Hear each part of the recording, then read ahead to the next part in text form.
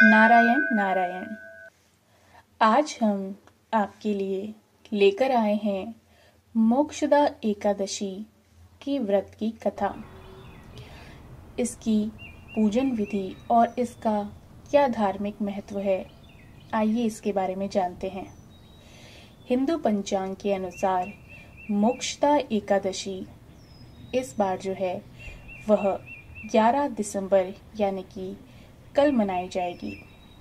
एकादशी तिथि का प्रारंभ जो है वह 11 दिसंबर को सुबह 3:42 पर होगा और इस तिथि का समापन जो है वह 12 दिसंबर की रात 1:09 पर होगा।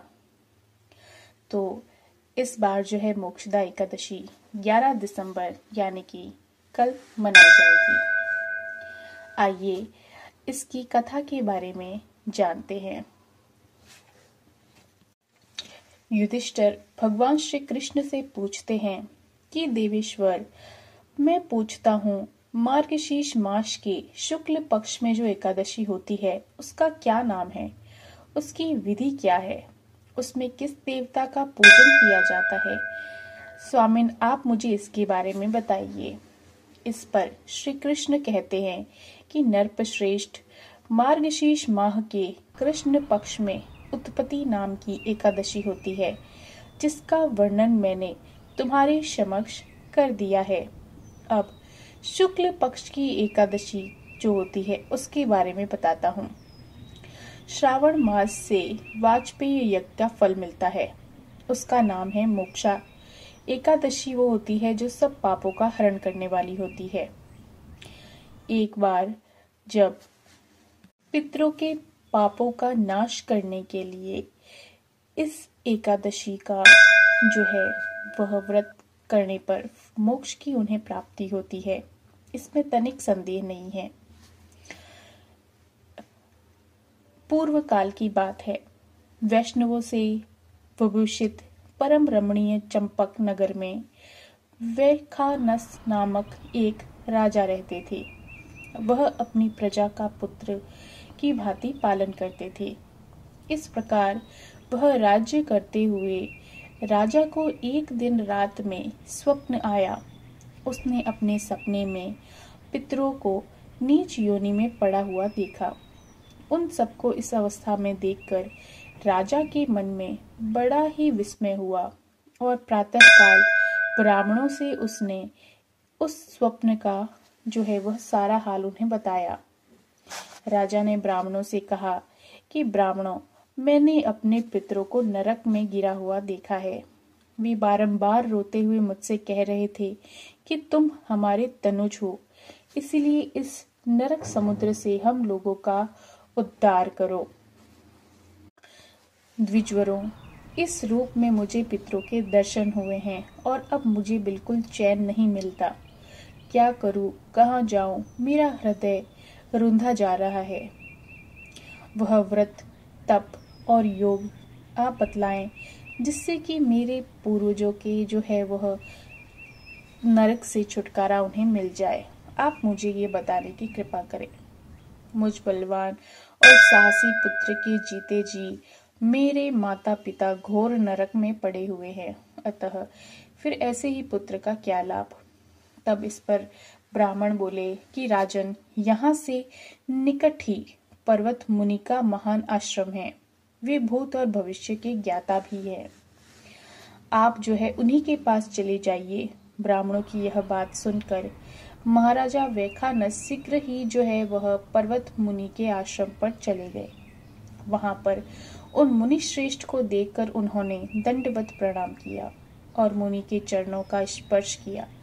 मुनि ने राजा से राज्य के 7 अंकों की कुशल पूछी। राजा बोले कि स्वामिन, आपकी कृपा से मेरे राज्य के 7 अंक कुशल है, किंतु मैंने जो स्वप्न देखा है कि मेरे पितर नरक में पड़े हैं, अतः बतलाइए कि इस पुण्य के अप्रभाव से जो है उन्हें किस प्रकार छुटकारा मिल सकता है। मैं ऐसा क्या करूं कि उनका उद्धार हो जाए। राजा की यह बात सुनकर मुनिश्रेष्ठ पर्वत एक मुहूर्त तक ध्यानस्थ रहते हैं इसके बाद में वे राजा से बोलते हैं कि महाराज, मार्गशीर्ष माह के शुक्ल पक्ष में जो मोक्षा नामक एकादशी होती है, तुम सब लोग उसका व्रत करो। उसका पुण्य पितरों को दे डालो। उस पुण्य के प्रभाव से उनके नरक से जो है वो उनका उद्धार हो जाएगा। अब भगवान श्री कृष्ण जो है वह युधिष्ठिर से कहते हैं कि युधिष्ठिर, मुनि की यह बात सुनकर राजा पुनः अपने घर लौट आए। जब उत्तम मार्गशीर्ष माह आया तब राजा ने जो है वह मुनि के कहे अनुसार मोक्षा एकादशी का व्रत किया और उसका पुण्य जो है वह समस्त पितरों सहित पिता को दे दिया। पुण्य देते ही क्षण भर में आकाश से फूलों की बारिश होने लगी।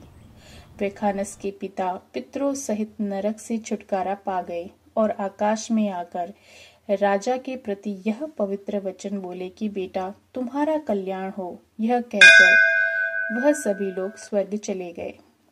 राजन, जो इस प्रकार कल्याणमयी मोक्षा एकादशी का व्रत करता है, उसके पाप नष्ट हो जाते हैं और मरने के बाद वह मोक्ष प्राप्त कर लेता है। यह मोक्ष देने वाली मोक्षा एकादशी मनुष्यों के लिए चिंतामणि के समान समस्त कामनाओं को पूरा करने वाली है। आइए अब इस मोक्षा एकादशी का व्रत किस प्रकार किया जाता है, उसके पूजन की विधि के बारे में जानते हैं। एकादशी के दिन सुबह स्नान आदि से निवृत्त होकर पर व्रत को शुरू करने का संकल्प लें। उसके बाद में घर के मंदिर की साफ सफाई करें। पूरे घर में गंगा जल का छिड़काव करें और फिर भगवान को गंगा जल से स्नान करवाकर वस्त्र अर्पण करें। प्रतिमा को रोली और सिंदूर का टीका जरूर लगाएं। तुलसी के पत्ते और पुष्प चढ़ाएं और पूजन की शुरुआत में भगवान श्री गणेश की आरती करें। भगवान श्री विष्णु का विधि विधान से पूजन करें। फिर जो है बाद में एकादशी की कथा पढ़ें और शुद्ध घी का दीप प्रज्वलित करें। लक्ष्मी देवी के साथ श्री हरि विष्णु की आरती जरूर करें और फिर प्रसाद के रूप में भगवान को फल और मेवे अर्पित करें। नारायण नारायण। अपना समय देने के लिए धन्यवाद।